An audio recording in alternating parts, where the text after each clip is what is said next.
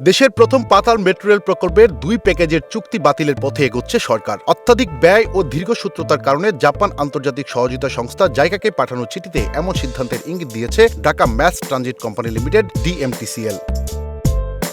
চিঠিতে বলা হয়েছে, ব্যয় নির্ধারিত সীমার তুলনায় অনেক বেশি হওয়ায় এই 2 প্যাকেজের চুক্তি বাতিলের অনুমতি চাওয়া হয়েছে। চুক্তি বাতিলের জন্য প্রস্তাবিত প্যাকেজ দুটি হল CP2 ও CP5। এর মধ্যে CP2 অংশে ডিপুর অবকাঠামো নির্মাণে কাজ করছিল চীনের সিনহাইড্রো, আর CP5 অংশের টানেল ও স্টেশন নির্মাণে চুক্তিবদ্ধ হয় জাপানের কাজিমা কর্পোরেশন। কিন্তু দুটি প্রতিষ্ঠানই প্রকল্পের প্রস্তাবিত ব্যয়ের তুলনায় অত্যাধিক দর দাবি করায় সরকার এখন বিকল্প চিন্তায়। গত 29 সেপ্টেম্বর অনুষ্ঠিত ডিএমটিসিএল এর বোর্ড সভার সিদ্ধান্ত অনুযায়ী যেসব ঠিকাদার বরাদ্দের চেয়ে অযৌক্তিকভাবে বেশি অর্থ দাবি করছে তাদের সঙ্গে চুক্তি বাতিলের অনুমতি চাওয়া যেতে পারে, এমন সিদ্ধান্ত গৃহীত হয়। পরে সেই সিদ্ধান্তের ভিত্তিতেই জাইকাকে চিঠি পাঠানো হয়। ডিএমটিসিএল এর ব্যবস্থাপনা পরিচালক ফারুক আহমেদ জানান, এটি মূলত আলোচনার পথ তৈরি করার উদ্যোগ। আমরা চুক্তি বাতিল করব বিষয়টি এমন নয়। তারা যদি ব্যয় যৌক্তিকভাবে কমাতে রাজি হয় তাহলে তাদেরই কাজ দিতে চাই, তবে ব্যয় কমানো সম্ভব না হলে পুনরায় দরপত্র আহ্বান করতে হবে। তিনি আরো বলেন, 2019 সালের মূল দরের তুলনায় 30% পর্যন্ত বৃদ্ধি স্বাভাবিক, কিন্তু 50% বেশি হলে সেটিকে অস্বাভাবিক বলা যায়।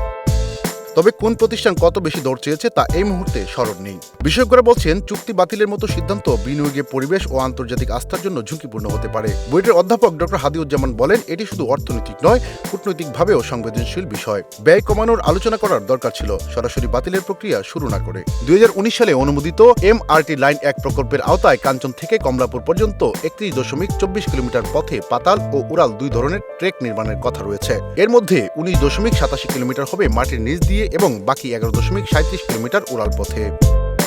প্রকল্পের মোট ব্যয় ধরা হয়েছে 52,561 কোটি টাকা, যার মধ্যে জাইকার ঋণ 39,450 কোটি টাকা। তবে 5 বছর পার হলেও প্রকল্পে নেই দৃশ্যমান অগ্রগতি। 2023 সালের ফেব্রুয়ারিতে রূপগঞ্জে ডিপো নির্মাণের মাধ্যমে আনুষ্ঠানিক কাজ শুরু হলেও মূল নির্মাণ পর্যায়ে এখনও গতি পায়নি। ফলে ব্যয় সংকোচন ও নতুন অর্থায়নের বিকল্প খুঁজছে সরকার। ডিএমটিসিএল এর সাম্প্রতিক বোর্ড কার্যবিবরণীতে বলা হয়েছে, MRT লাইন 1 ও 5 এর কাজ সংকুচিত হয়েছে এবং নিকট ভবিষ্যতে পূর্ণ মাত্রায় কার্যক্রম শুরু হওয়ার সম্ভাবনা কম। বিশেষজ্ঞদের মতে, যদি নতুন দর কষাকষি ও পুনরায় দরপত্রের দ্বারা শুরু হয় তাহলে প্রকল্পের সময়সূচি আরও পিছিয়ে যেতে পারে। ফলে 2026 সালের মধ্যে কাজ শেষ করার যে লক্ষ্য নির্ধারণ করা হয়েছিল তা বাস্তবায়ন এখন অনিশ্চিত। SM শামীম, সুখবর।